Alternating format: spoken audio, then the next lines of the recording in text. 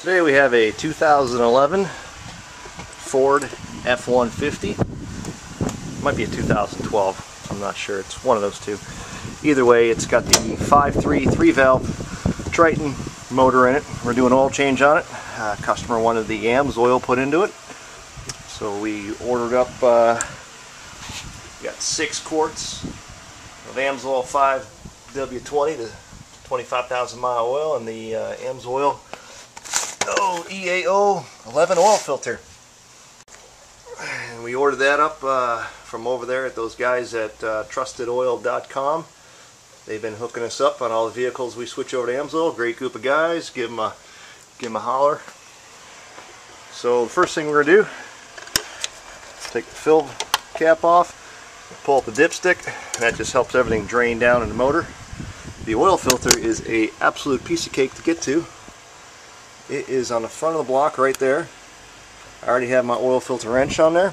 It's got a really cool little drain. Now, let's get down in here with my big old arms. Real simple here, just put the pipe oil filter wrench on there and loosen it up.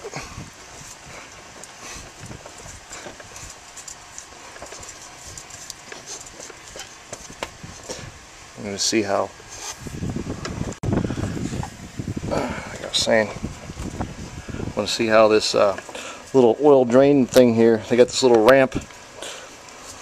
So when you take the filter off, the oil, you know what? I can already see it going all over the driveway. That's a classic fail. Alright, Ford, your idea did not work. So all the oil just went behind that and onto the driveway. Yeah. Well, it's kind of weird. It actually goes both ways. So the oil can go forward or backwards, it looks like. And of course, all my oil went backwards. I didn't notice it went back because it was covered by the oil filter in the engine. So note to self, next one of these we do, you're going to put the oil drain pan behind the front cross member and catch the oil that way. No big deal. Only spilled very little bit on the driveway. It'll clean up. The wife won't get too pissed off when she comes home. So we wiped off the front of the housing where the oil filter goes. Make sure there was no gasket there. And we're going to put the new filter on.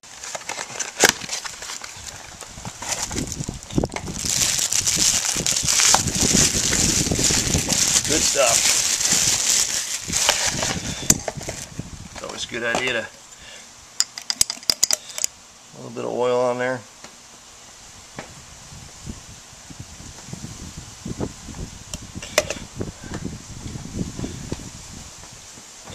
Alright, put that on the engine block and put the oil back in the motor. Okay, Amsoil's directions on the oil filter say to spin it till it stops. And once it hits, I'm going to give it 3/4 of a turn. That's where we're at. That's good for the oil filter. No need to get the torque wrench out and crank that puppy on. That's good.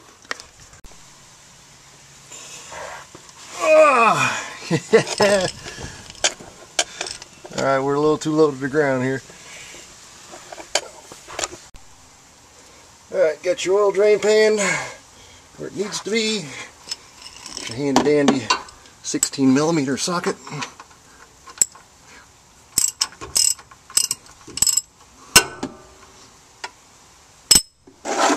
And just undo your drain plug. Oh, that's nice and toasty. Love it when it's nice and toasty.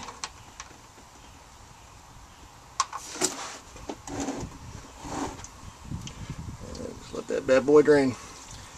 Try not to drop the plug in the oil. Maybe go swimming in hot oil. It's no fun.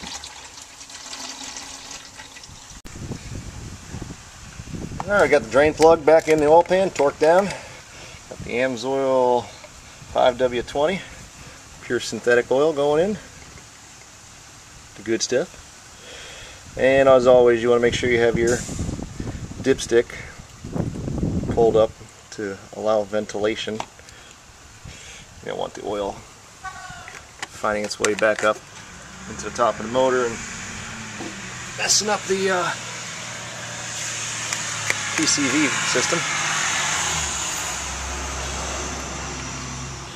Motor takes 6 quarts,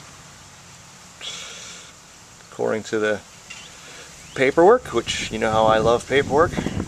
It's entered by a human. So we're going to go ahead and put 5.5 in, fire it up, let it run for a few seconds, check the dipstick, and then top it off.